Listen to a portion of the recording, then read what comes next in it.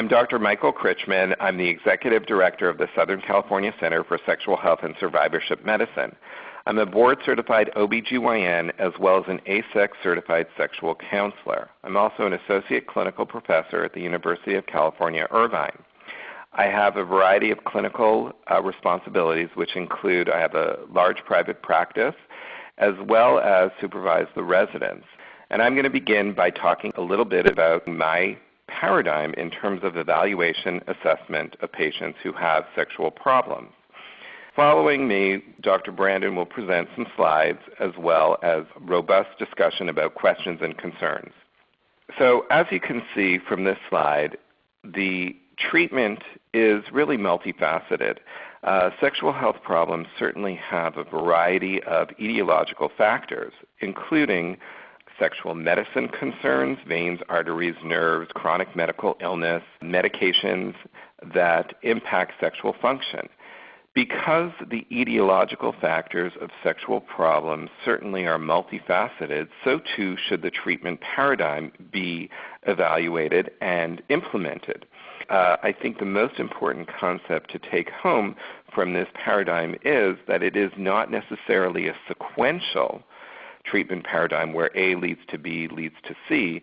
I always tell patients that we have a variety of sexual health issues and treatments that we have available for patients, and we really have to individualize and pick and choose from a variety of different places and different facets in order to implement effective treatment paradigms. Many patients will come to see me as a sexual medicine gynecologist and a sexual counselor, and they say, well, we're not having sex. And this really is a very important concept in terms of understanding the evaluation of rebuilding and reconnecting the overall paradigm. And what I've implemented is this kind of strategy, which is a 4-stage treatment paradigm, which talks about physical, emotional, sensual, and sexual intimacy. Physical intimacy really is patients are not spending quality time reconnecting in terms of doing activities together. Very often they are impacted by technology, by friends, family, and work, that they don't even spend quality time together or physical time together sharing and doing activities like hobbies or even relaxing together. Emotional intimacy very often breaks down, and people are only interacting through their children or interacting operationally, talking about the mortgage and finance and a variety of other facets, and really not connecting on an emotional plane in terms of a couple. The next phase that needs to be rebuilt is sensual intimacy, where people are really enjoying the journey of sexual pleasure. We find that sometimes sex is rushed, and they forget the importance of sexual pleasure and connecting, and even the importance of touch. So very often we have to address all facets of the overall treatment paradigm to help patients rebuild and reconnect, especially when it comes to sexual problems. So what are some conservative measures that are going on in terms of evaluation and treatment for patients who have sexual problems? I think first and foremost, as a sexual medicine gynecologist, we have to evaluate and assess chronic medical illness. In my clinical practice, we see about 10 to 15% of women have undiagnosed chronic illnesses such as the ones listed here, like hypertension, diabetes, or thyroid dysfunction, that are certainly impactful. And they impact both directly and indirectly the overall sexual response. So I think a physical exam is very, very important. We are a society that does take a lot of medications, and I think that it's very important to assess these medications and understand that sometimes medications can directly impact the sexual response, whether it's desire, arousal, or even causing some side effects that may be problematic. So looking at over-the-counter medications as well as prescribed medications certainly is very important in the initial phase of assessment. I also encourage patients to do a variety of lifestyle factors in terms of stress and fatigue management. We are all very much stressed and fatigued, but again, physical activity, a healthy diet in terms of Mediterranean diet has been shown to improve sexual function, as well as looking at the quality of sleep, as well as mood issues, and what I would also lump into the phase of sexual self-esteem. We know that these are certainly impactful in the overall paradigm for improvement of sexual function. So we want to make sure people are active and healthy and they are not suffering from underlying depression. These are very important issues in the initial preliminary evaluation. Important things to remember are also that, sex can certainly become boring and unimaginative. Sometimes we give structured sexual tasks like the ones listed here in terms of fantasy or skilled exploration, even massage or reconnecting on a more physical level, as well as incorporating sexual accessories, whether it's self-stimulators or devices that are shown here, like Viera. I think it's very important to remember that we have to encourage novelty in the sexual experience, because that not only changes your biology in terms of veins, arteries, and nerves, and changes in oxytocin and norepinephrine, but it also brings closeness. And I think that sometimes we get bored in what we are doing sexually, and it's important to remember that we need to kind of sometimes work at the relationship. I think it's important to remember that therapy certainly is important, and there may be underlying unresolved conflict between the couple or even from the individual themselves. I certainly am a huge advocate of mindfulness. I think it's quite important to stay present and really recognize that we are overly stressed at times in our lives, and sometimes that permeates and that kind of overflows into the bedroom. So it's important to stay focused, and sometimes a digital fast or turning off the cell phone, the iPad, the iWatch, or what have you are very important facets. I think that at some point therapy may be important, and we need to recognize that just because you go see a psychotherapist or a sex therapist, it doesn't necessarily mean that your relationship is in jeopardy. It does mean that there may be conflicts that need to be resolved. Sometimes therapists are the best healthcare professionals in order to address relationship concerns and improve communication, as well as provide some exercises that can certainly help enrich the couple's communication styles, and Dr. Brandon will expand on that. I think communication is very, very important in terms of the overall relationship, and very often we are miscommunicating in what we are expecting from our couples. And we also know that we have poor communication skills. We have become the digital age where we're texting, we have nonverbal communication, we yell from room to room. We have forgotten the basics. And I think sometimes couples need to remember to be face-to-face. There need to be active listening, quiet, engaging. The ground rules of communication really need to be reevaluated and reassessed. And this is really going back to the basics and understanding that couples really need to connect on an emotional plane, and very often we are missing the boat in good communication between couples. So sometimes the basics in communication skills is what is vital in order to make them both comfortable to go on to the next phase of sensual and sexual connection and reconnection. The wheel of pleasure is also very important because we sometimes forget the journey and we want to always go to the goal. Understanding the facet that sex is an important experience and pleasure really is the goal, rather than goal-oriented activities like orgasmic response, sometimes incorporating novel sexual acts, sometimes thinking outside the box, or really about focusing on the journey of intimacy is very important for couples, because sometimes they are very much rushed. A lot of things that couples can do outside of the bedroom to really enjoy their time together. I always tell people to kind of do hobbies, do something new and exciting, really focus on their connection as a couple. We talked about novelty as an important concept, and I know Dr. Brandon will expand on this, and we know that oxytocin is increased, which is really the cuddle hormone, and we've really shown that when you do novel activities, whether it's inside or outside of the bedroom, it helps the bonding of the couple.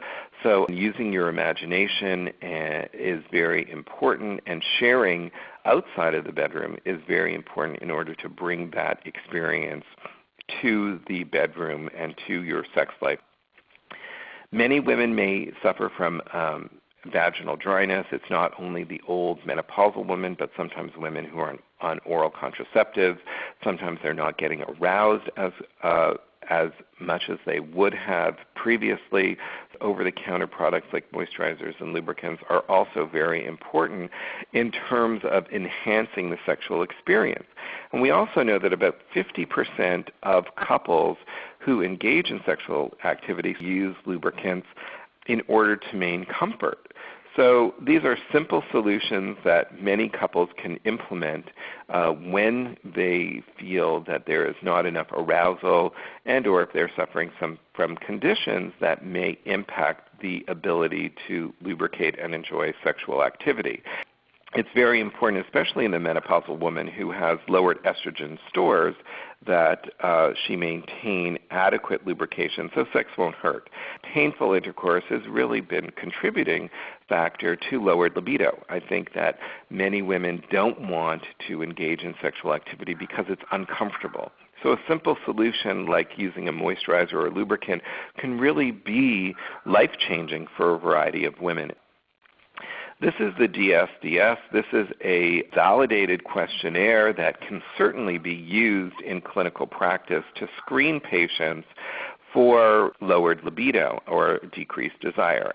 It's 5 simple questions. The first 4, if you answer no to question 1, 2, 3, or 4, you don't have generalized acquired HSDD. If you have yes to all of questions 1 through 4 and no to the question 5, it certainly is suggestive of the diagnosis. This is a quick validated instrument that can be implemented in clinical practice.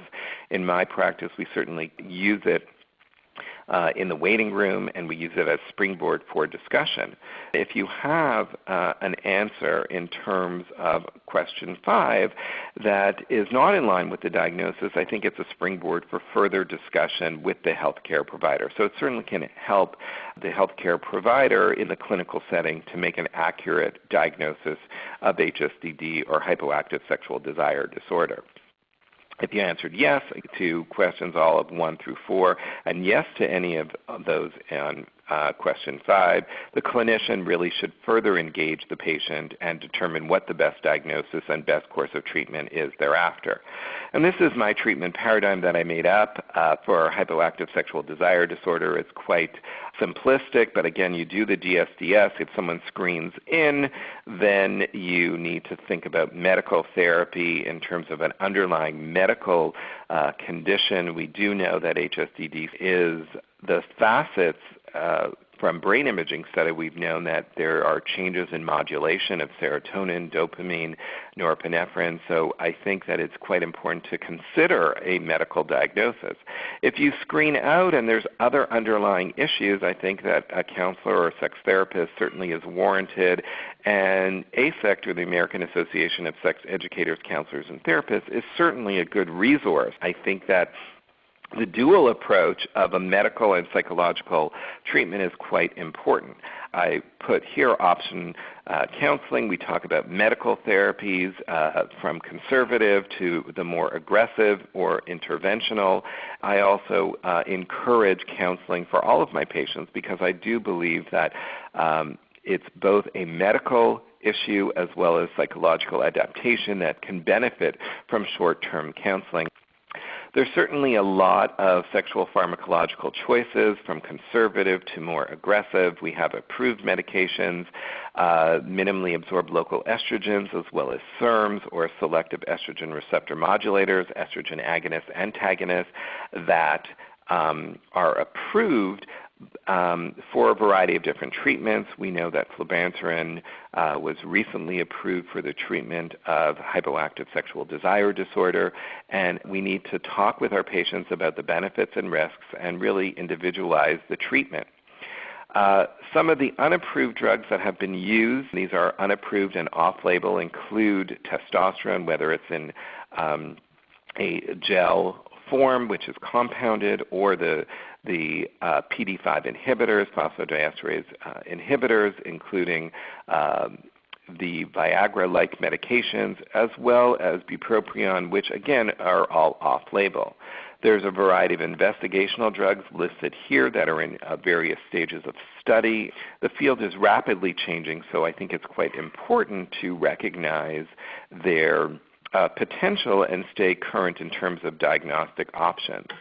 We do know that the lasers have been approved for not specific indications. There's very short-term data. I tend to tread cautiously and wait for forthcoming data in order to ensure that I'm providing the best and safest options for my patients. So again, a lot of things from in the war chest that you can pick and choose in order to individualize the treatment options for patients. There's certainly a lot of drugs for GSM, or genital syndrome of menopause, formerly known as BVA. We know that there are SERMs. We know that we talked about the laser. And again, a lot of investigational drugs, some in various stages. I think it's quite important and essential to stay focused and follow the data, because our patients are very much interested in innovative treatments, a lot of new and exciting research in the field, especially for vaginal dryness. We need to monitor. Our patients sometimes get involved in a variety of what I would call unconventional or bizarre interventions that can be problematic, because desperate people are doing desperate things. And there are very limited approved medications for women, and women are really suffering in silence. So we need to ask them what they're using, a variety of things that are listed here that may be used by patients, and they don't really have any specific data to support their use or improvement in sexual function. And what is concerning is that there's a whole variety of dangerous interventions like this one that's listed here, where a woman got what was called a G-shot enhancement amplification and really had a serious adverse event. My philosophy is that we need to individualize, we need to tread cautiously, and we need to look at the data very carefully and critically and really be vigilant in terms of offering our patients interventions, individualizing for our patients. We certainly know that sexual health is a facet that includes a variety of impactful situations. We have medical history, family beliefs, culture and society influences how we function, early sexual experience. We have cognitive beliefs, the partner, external stressors like children and fatigue and work and email and all the demands of growing families, as well as trying to make a living. We have concerns about sexual self-image and how we view ourselves, as well as our illnesses and our general health, as well as the health of our partner, influence sexual function. Not but least, we are influenced by hormones, and really probably this would be better served if we wrote biology, because it's not only hormones, it's neurotransmitters, it's chronic disease, and these facets all interplay in terms of overall improved sexual functioning. So as you saw earlier, the etiological factors for the development of sexual problems is multifactorial, and so should the treatment be multifactorial. And we see here that it's really a lot of different things you can offer your patients, not necessarily sequentially, but also layering. You can offer many things at the same time in order to improve sexual function.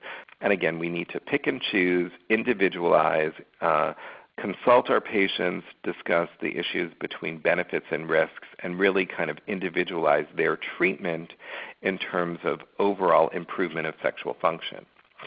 I wanted to end with this slide and really reiterate the concept that is sex really medically necessary? And I think the important concept to remember is that we know that sexual health and general health are very much intertwined. Here are a few facets in terms of understanding the biological and neurochemical changes that happen once we are engaged in intimacy, whether it's changes in chronic illness, increased longevity, changes in sexual self-esteem, changes in hormones. But again, it's a far-reaching implications from maintaining sexual health. And sexual health issues are very often ignored in the clinical setting, and if you create a comfortable environment, and even limited suggestions can have far-reaching implications for your patients and their partners.